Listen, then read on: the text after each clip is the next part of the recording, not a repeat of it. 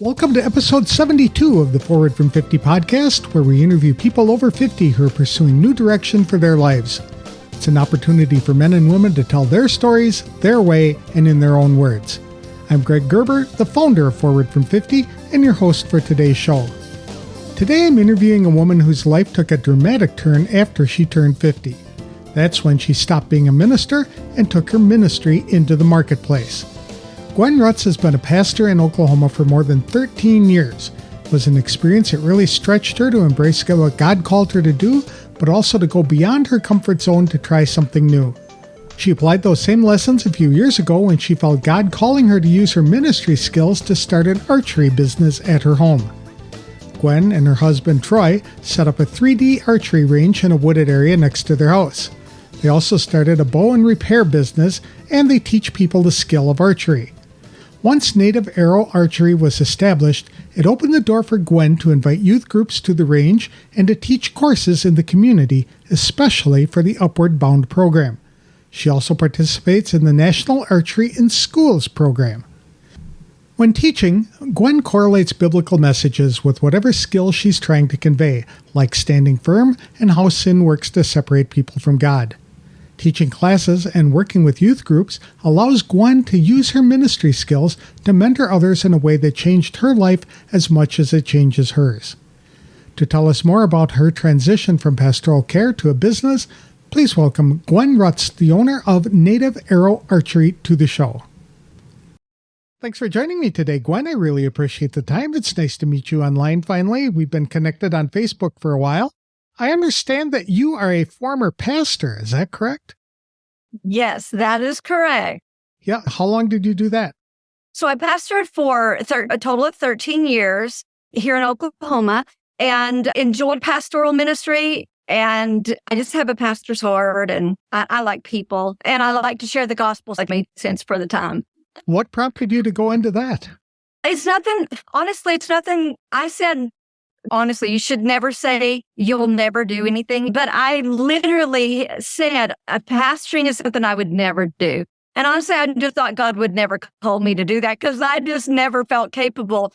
But the Lord specifically told me that I was going. My first church, I actually pastored my home church I grew up in. And whenever the Lord spoke to my heart and said, you're going to pastor this church.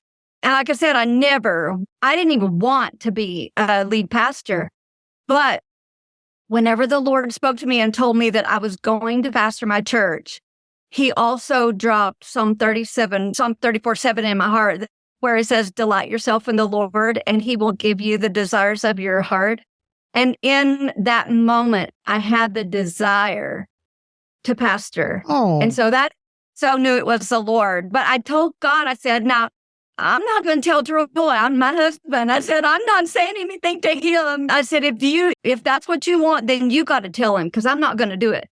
And it was just a couple of nights later, we were sitting on the patio in the backyard, and he just turned to me out of the blue, and we were in between pastors in our church at the time, out of the blue, and he said, Gwen, you could pastor this church. I'd never pastored a church before. I was filling in as interim because I'm an ordained minister. But he said, you could pastor this church. And I said, oh, you have no idea what you just said. He said, no, really. And I said, Lord already spoke to me and told me that. And sure enough, the board said, when this is just going so well, why don't you just be our pastor? And so that's how it started. That's very cool. And it comes to a point. I don't think God would ever call us to do something we didn't want to do, that we didn't have a desire to do. Right. So you did that for 13 years, but then moved your ministry from a church into the marketplace, which is unusual for a pastor. It is, but really it started in preparing for retirement. Troy plans to retire in a couple of years. And so we knew we would take maybe a 5-year runway and just prepare and just start things. And we knew that going in an archery business is what we wanted to do, and archery ministry. So we started an archery range. We have a 3D archery range course here at our house, and we have a bow repair shop, and we're archery instructors. So we got certified. We got all into that. And as we were going, we just felt more and more drawn to this is where we needed to put more focus. And the doors were really opening there. And it just worked. What happened that, and at just as much as I felt Troy and I both were in alignment with pastoring when we began pastoring, whenever we felt the move, the switch, transitioning out of pastoral ministry, as we prayed, we just knew we had to just know. And it was a Monday morning, and I just knew it's time. And Troy called me from work that day, and he said, Gwen, it's time. And I said, the Lord told me the same thing today. And so that's how we started, and that's how we transitioned out of pastoral ministry then into the marketplace. That's funny. Why archery? What caused you to go into that? Is that something you've done for years?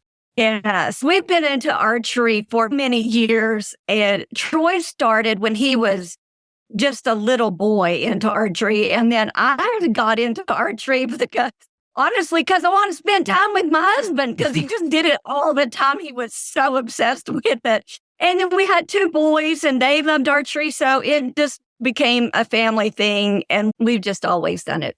Are you a hunter? Yes, we hunt as well. Yep, the whole family hunts. So you have 2 boys?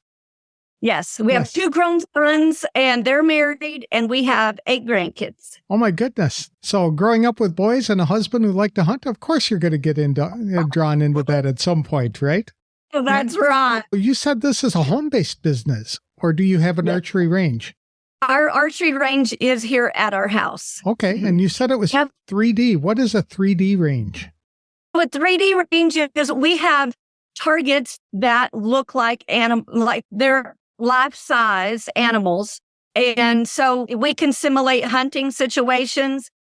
And we have on our property, then we set out 25 of these targets there: deer, antelope, hogs, elk, and several different things, bear. And we set them up in the woods and all through the property. And then people go through, and then we have different ranges. We shoot they'll either shoot compound bows or traditional bows, recurves, long bows and such. And then they go through just from target to target, and then they score. There's a scorecard, and then at the end, then we tally up the scores. And I've seen archery in the Olympics in the past. And that's very elaborate. They just go to a whole different level in getting those things together. But I've known people in Wisconsin who loved archery. And it's really very popular. And we do the target archeries, which is what's shown the big bullseye targets. Mm-hmm. And that's when we teach center shot, and we teach kids, we teach that on the bullseye targets as well. We just finished a camp. We do a camp at Southwestern State University here, and for a month, and we teach archery at night for the Upward Bound program. Okay. So we teach on those targets. Yeah. What is center shot? I'm not familiar with that.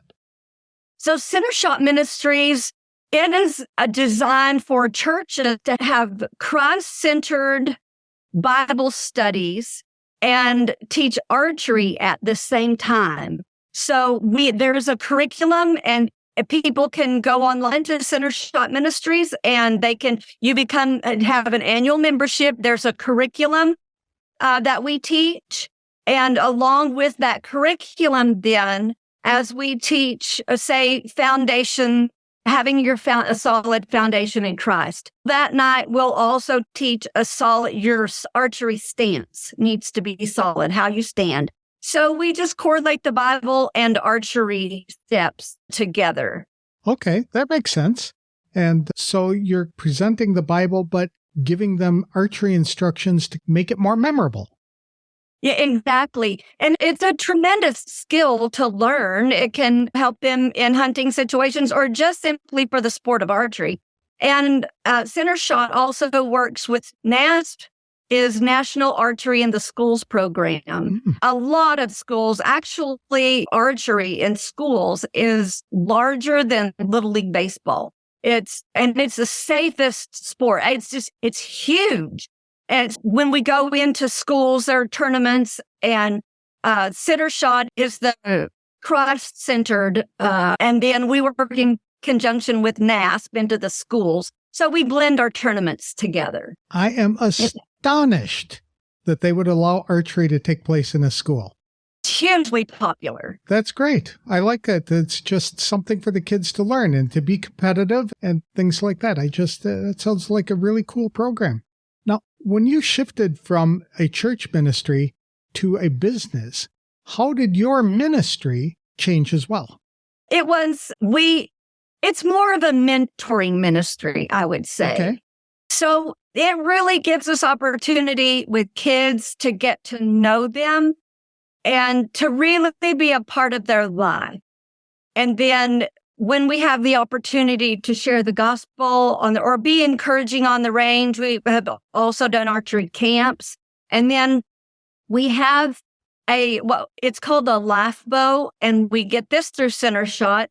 And it's Genesis. It's a bow company. Genesis puts out this bow, and it's color-coded to the plan of salvation. Whether we're in an archery camp or I'm preaching an archery illustrated sermon, I use this bow and I go through the plan of salvation because as I'm teaching the parts of a bow, I can say the limb of a bow, black split limb, that's where I'll begin and talk about how sin separates us from God. And so I go through the gospel with that bow.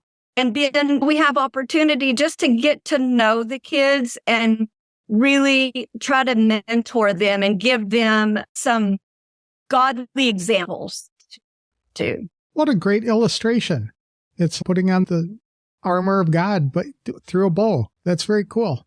You also started another business or are very interested in helping people preserve their memories and minimizing their stuff. How did this come about?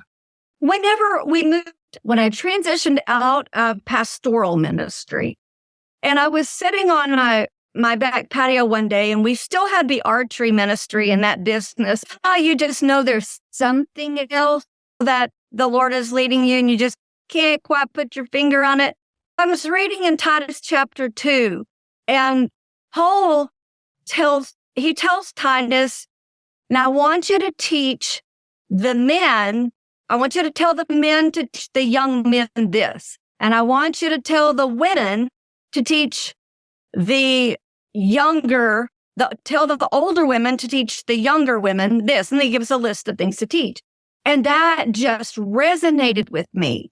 And I studied Titus for probably about 1.5 years, just trying to see where the Lord wanted to take this. And at the same time, I had young women say, will you mentor me? And some of them were working on getting their preaching credentials. And so I mentored 5 young women through that process. And so through this course chain of events, I just had an opportunity to mentor younger women and even older women who were drawn to ministry, felt called to ministry. So I was very much into mentoring, and I was thinking, how do I go about? Because there was more as I'm in the older demographic now.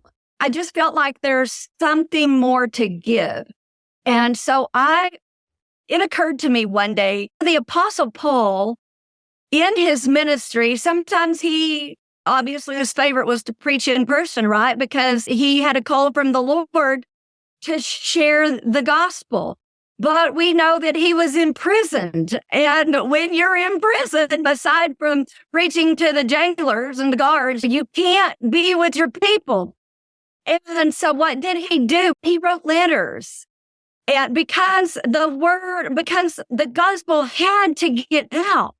And he had to communicate with the people. And so he did it at whatever medium he could. And for him, it was writing letters. And it dawned on me, you know what? If Paul were here today, he'd be a YouTuber. That's what he would do. Whatever medium there was to share the word, right, he would do. And I thought, Paul would get on YouTube. That's exactly what he would do. And I just thought, that's what I'm going to do, because I knew there was a platform that I needed to share. And so I started this YouTube channel.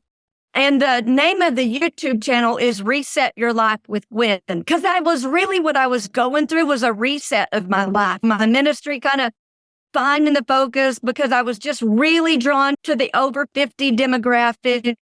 And just when things change, whether it's your job, your ministry, your family, when things change as you get older, how do you manage those transitions? Mm-hmm. And that's really what I wanted to speak into, because that's what I was figuring out. That's what I had just gone through in the process of going through. And so I started this YouTube channel. And then for me, my reason is I got to do something. When I'm trying to figure something out, I got to do something hands-on. So I will declutter, I will organize, I've got to set things in order. Because if they're in order in my home, then I feel like they're in order everywhere else. It's my mental thing. But so that's what started me down that vein, and how we got connected, I think. Okay. And so you help encourage people to write letters? Is that it? Like you're leaving a letter for your children or your grandchildren. So once you're gone, they've got something they can remember or refer back to capture the essence of yourself. It's more than writing letters. It's telling the stories. Okay. Ever how that is. So write the stories, record the stories, but perfect. What we tend to do, because several of my videos are on organizing and decluttering, and as I'm going through this process, I'm thinking about my kids and what I leave to my children.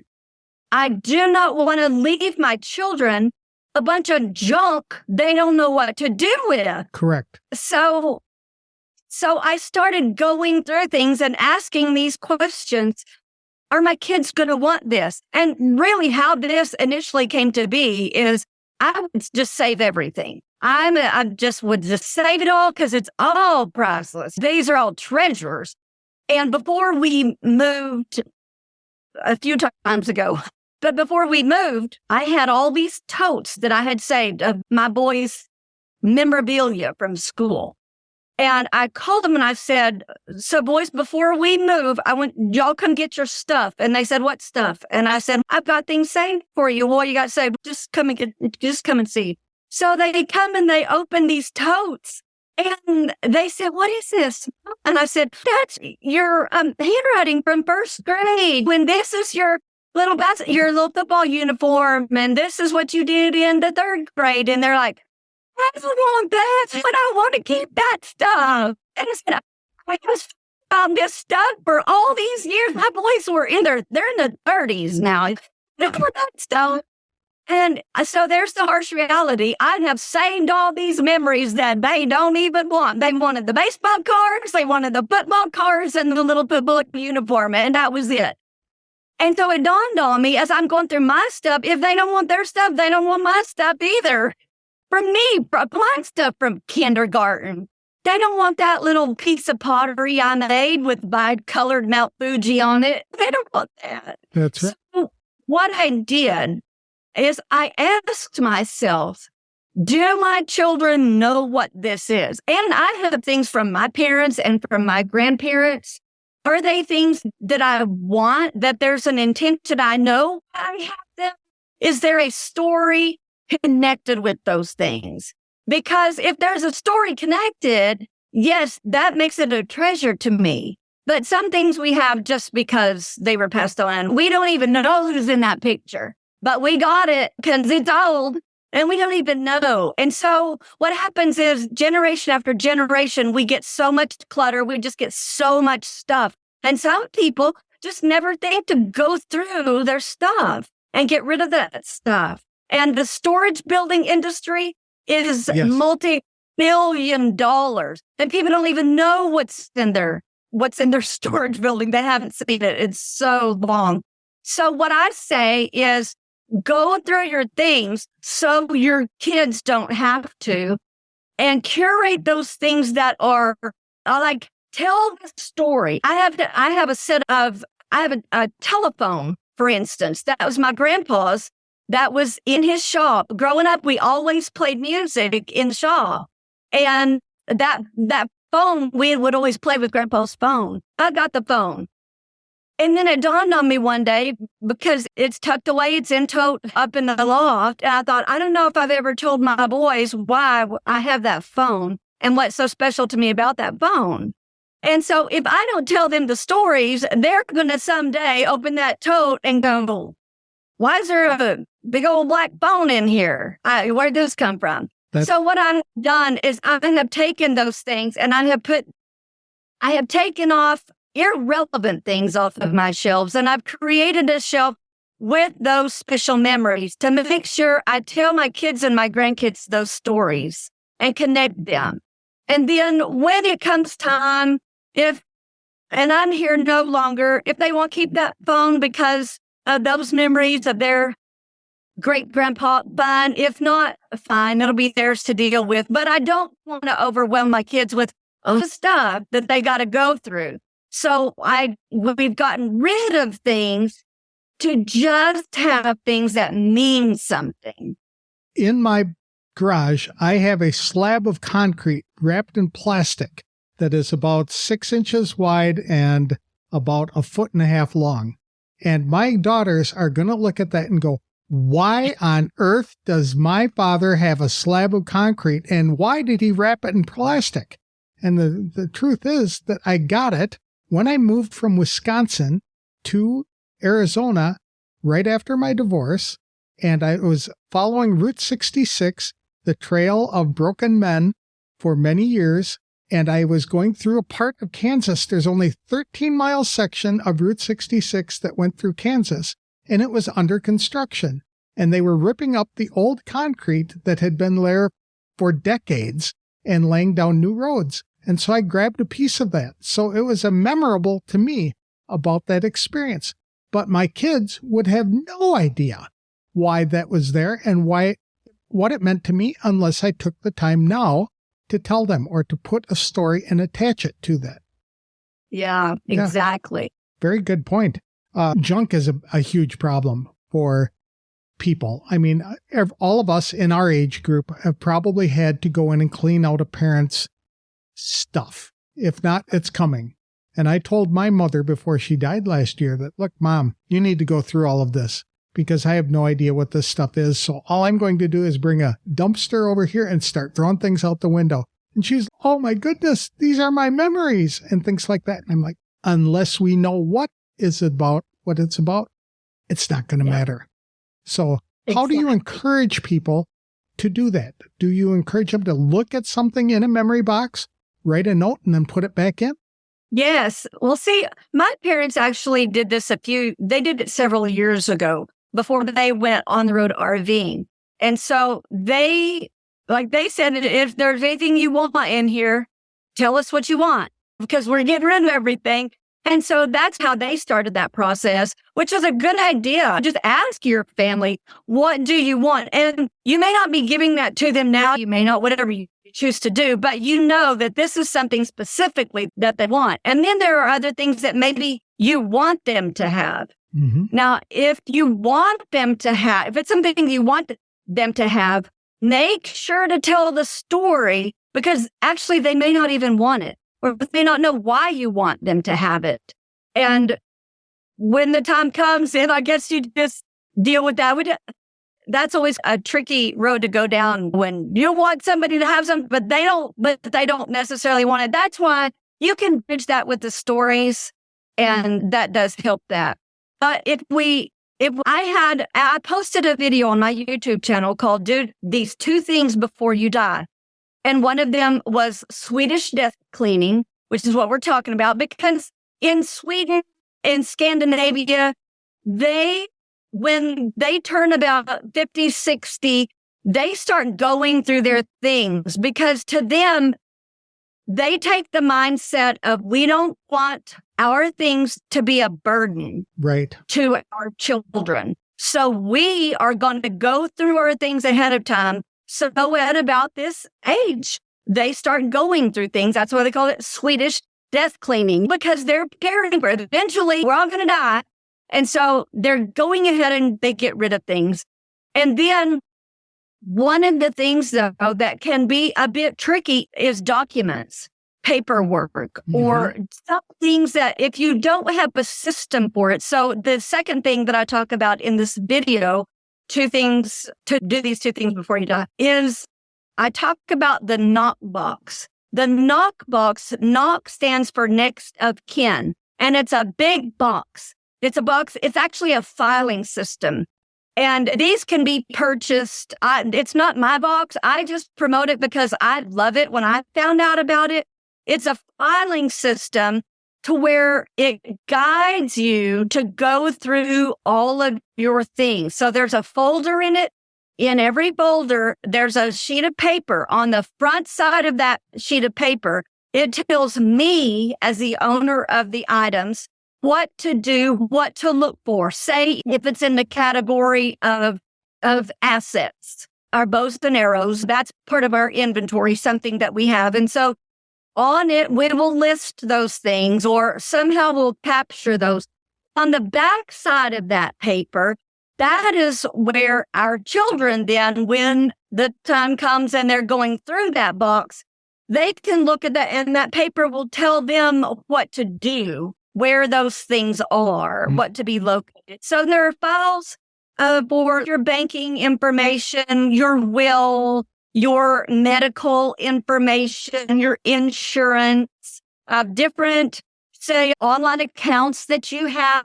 There is a folder to keep for safe documents, your marriage license, your birth certificate. There's another pouch with key rings that you can write the keys on. Because the lady who developed this system, she lived in Colorado, her father lived in New York. He passed away.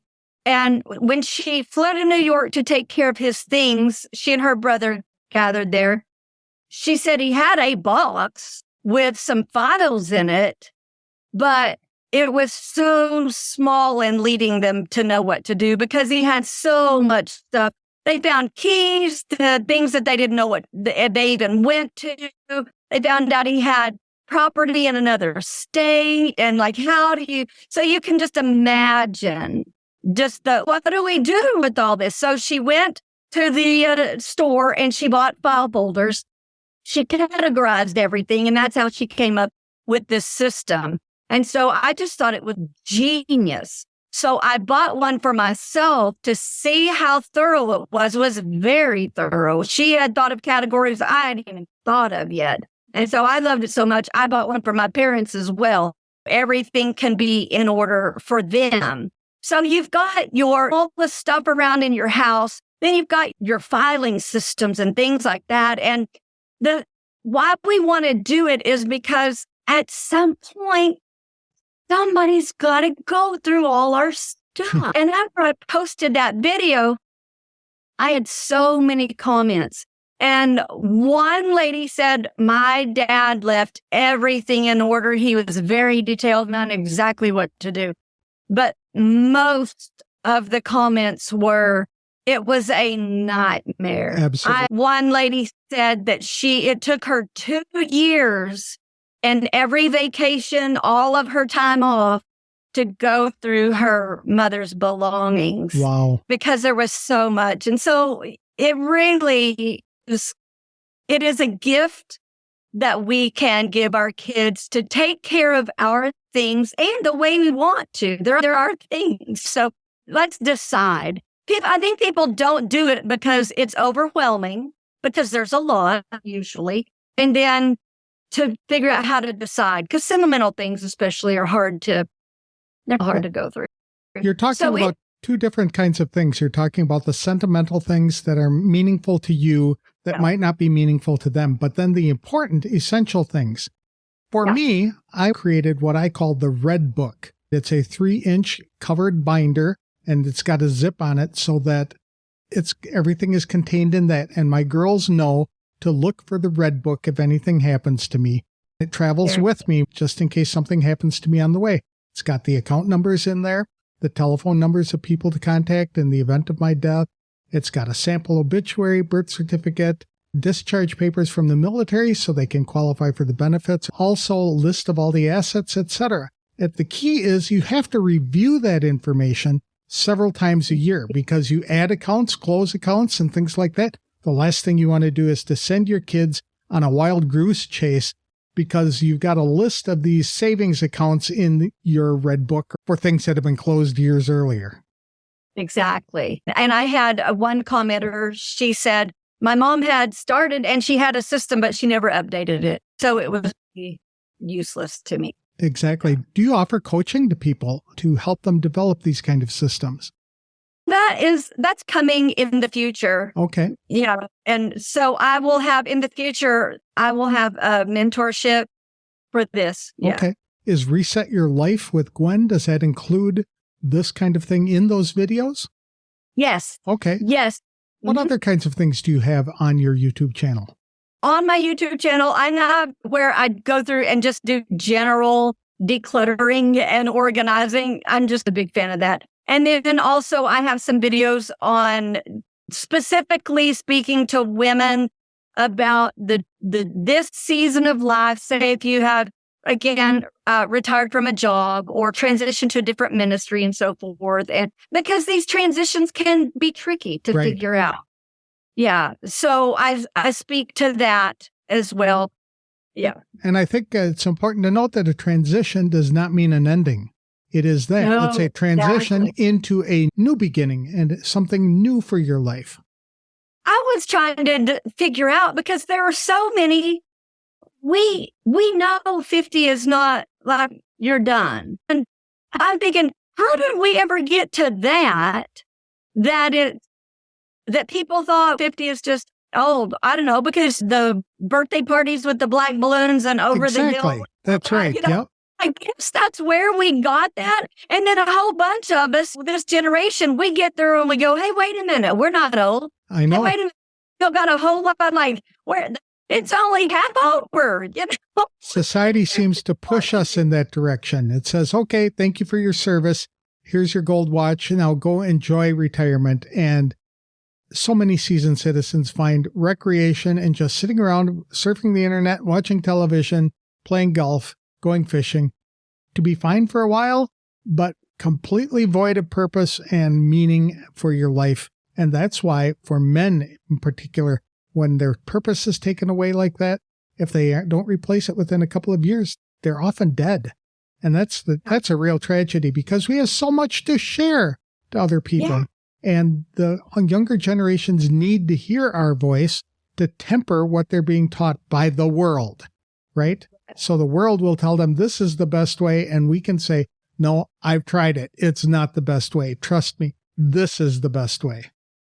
Then I find that the younger generations want to be mentored. Right. Because I've had so many younger women ask me, will you mentor me? Just a couple of weeks ago, I have done sermon evaluations for a women in ministry group. And so we were having one of these sermon evaluation labs. And in between listening to these 15-minute sermons of these women, one of the other women, the young ladies, she said, my friend here, she would like to ask you if you would be her mentor, but she's a little bit bashful. And I said, let's talk about this. Let's get together and see what you need. But they want to. Exactly. And I remember being a young woman, a young mom, a young wife, and I have wonderful parents. I have the best mentor in my mom ever. I have an amazing mom. But what I discovered was that there are a lot of women who they don't have the mom I have. They don't have anybody that is pouring into them, and they are seeking after that. And so when we get to this age, especially, if you're thinking, what do I do now? There's a whole generation out there who is looking for somebody to give them some guidance and to pour into their lives. Gwen, you are hitting on one of my pet peeves with the church, because so many churches divide people into this is the over 50 group, this is the men's group, this is the women's group, and never do the ages mix. I can't understand that. You would think that somebody they've got the new moms group, for example. So they put all the new moms in the new moms group to talk about the struggles that they're having. but they never think to bring grandma in there who'd raised a dozen kids on her own and grandkids to give them some advice to prepare them for what's next. It is absolutely essential. In fact, it's biblical. Paul demonstrated that with his relationship with Timothy and Silas. And we have to have somebody to mentor and somebody mentoring us. Exactly. And that's why he wrote to Titus in chapter 2 and tell them, teach them these things. Because the older generation needs to teach the younger generation. And he told us specifically what to teach them. Is there anything you do or that you would encourage people to do? It's very relational. Say whenever, because that's primarily what we do with the kids in archery, is we stand with them and we shoot archery with them and we visit with them with whatever is going on in their lives. If they want to talk about something, we talk about it. We had a young man come to the bow shop and we'd never met him before. And we started visiting with them and he said, and I just asked him, I said, is there anything that we pray with you about? And he said, I'm going through some stuff with my parents. And he just poured out his heart standing right there. And so just building relationships with them as far as the kids. And then with the young women, a lot of the young women that I mentor are going into ministry. They're starting their ministries or they're trying to figure out what's the next thing in ministry. We talk about ministry and we talk about just following the Lord. I also mentor our youth worship band at church. And so each Wednesday night before their worship rehearsal, I come in and I talk with them about what true worship is. It's not a performance. It's what we give to the Lord. And how do we help these students that are coming in here tonight? How do we help them know Jesus better? And then we go through the technical things about music. So I mentor that team as well. That's right. I would imagine that single parents are desperately looking for some mentors. They're overwhelmed, way over their head, and they might not need the help, although it could come down to that, but more often just advice. How do I juggle all of these things without destroying my kids in the process? So that would be really cool. Yeah, I like the idea of mentoring, and I think that's a way anybody can have an impact on somebody else. And so how do you start that mentoring? The women that I mentor, some of them, the majority of them have come to me. Okay. And we had a relationship. And then they just said, hey, they literally came out and said, will you mentor me? And so that's how that started. And for some of them, we meet online and we just visit.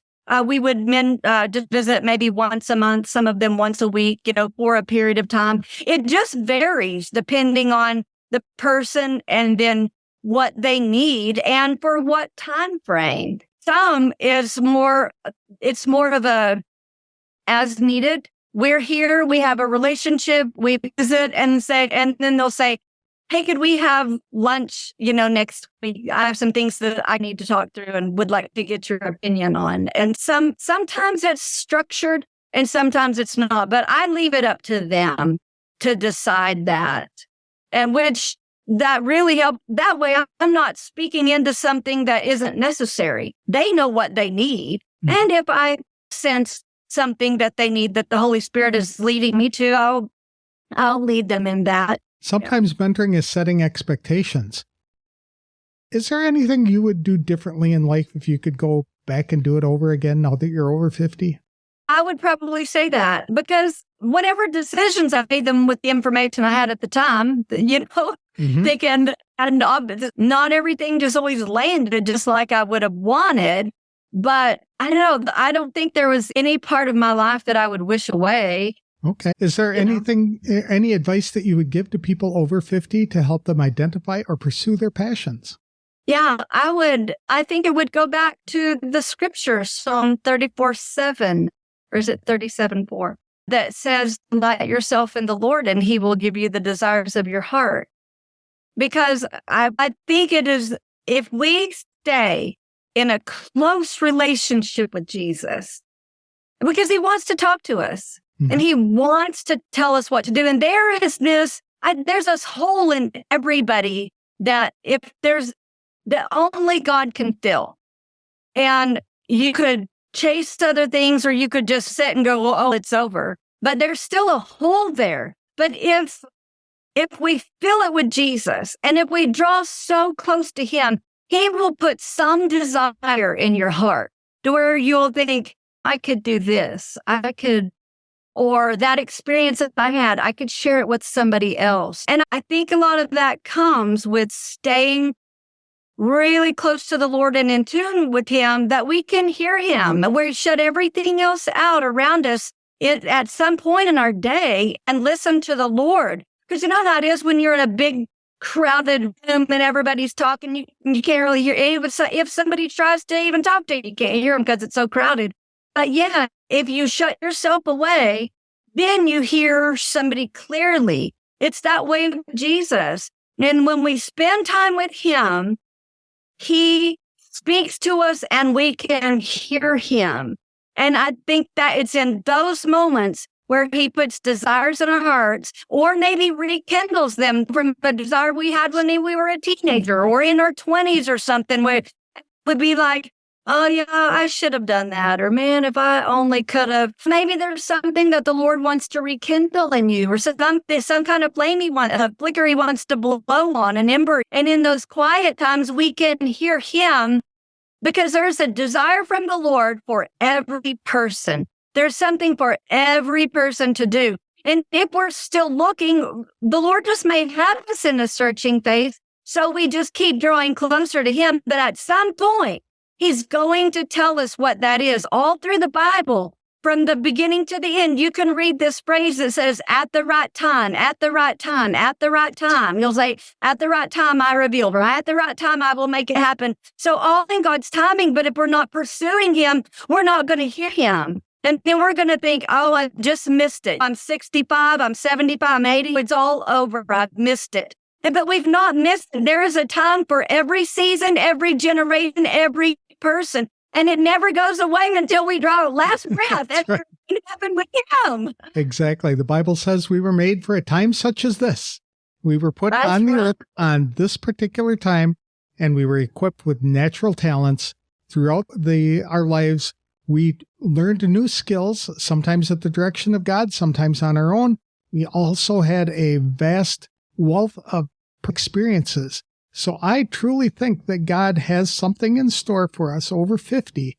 And our time between 20 and 50 was when we learned what we needed to do to carry out that plan after turning 50. Some people are lucky, they get their assignment and they understand it early in life. The rest of us have to get beat up a number of times and directed and redirected and all that other kind of stuff until we realize, yes, this is what I'm supposed to be doing. That's great advice. How can people connect with you if they'd like to get in touch with you? They can email me at my email address, gwenrutz@gmail.com. And then I would love for people to look me up on my YouTube channel, Reset Your Life with Gwen. Are you on Facebook or any other social media? Yes. Okay. Oh, absolutely. Facebook. Yes. And on Facebook, I post a lot of spiritual content. I do a lot of devotions, a lot of scripture. So that is more my medium. I do that some on YouTube, but more on Facebook. YouTube is the more practical things. And then I do have a few Sunday devotions on YouTube, but that YouTube is more my practical platform. And then I just pray before I record a video. I pray over every person on the other side of that camera that be watching, that they could see Jesus, that like somehow the Spirit of the Lord would draw them to him. Even if we're talking about decluttering, or even if we're talking about going through our things for our loved ones, just that they will feel the presence of the Lord. That's right. Thank you very much, Gwen. I really appreciate the time and the stories. You're passionate about your purpose, and I love that. So thank you for sharing. Thank you for having me. I appreciate it. I enjoyed Gwen Rutz's story about how she just felt it was time for her life to move in a different direction by starting an archery business with her husband. Changing careers invigorated her by instilling a renewed sense of purpose in her life. The more Gwen involved herself with that new purpose, the more passionate she became. That's usually what happens when people step out in faith to do what they feel called in their hearts to do. Gwen said God never calls us to do things for which we are not uniquely equipped to do, nor does he tell us to do something for which we will not have a passionate desire to carry out. Pursuing the business was so impactful on her life that Gwen started a YouTube channel to share her advice and experiences with others. The channel is called Reset Your Life with Gwen Rutz. Not only does she talk about the purpose of going in new directions, she also talks about how seasoned citizens have so much to offer to their communities and to the people around them. Lately, Gwen has started helping people declutter all the junk that has accumulated in their lives and in their homes. She encourages older people to go through their stuff to identify and retain only what is meaningful to their lives and explain why that connection exists. After going through the boxes, shelves, and totes, people are often left with only those items which help tell the story about who they are and how those things shape them.